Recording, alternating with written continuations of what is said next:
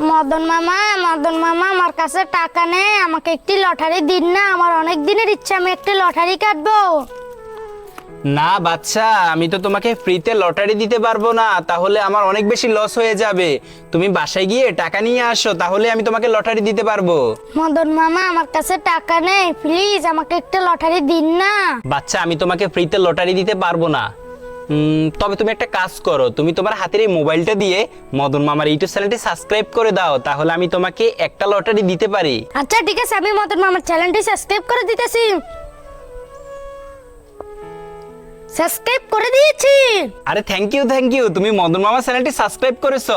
বন্ধুরা, তোমরা সবাই সাবস্ক্রাইব করে দাও, তাহলে তোমাদের বাসায় আমি আইফোন পাঠাই দিব। এখন দেখি ছেলেটা এই লটারির মধ্যে কি পায়, আইফোন পায় কিনা। একটা টোকেন তোলো এখান থেকে, এখন আমার হাতে দাও। আরে ওয়াও বন্ধুরা, দেখো ছেলেটা তো একটা প্রাইভেট কার পেয়ে গেছে।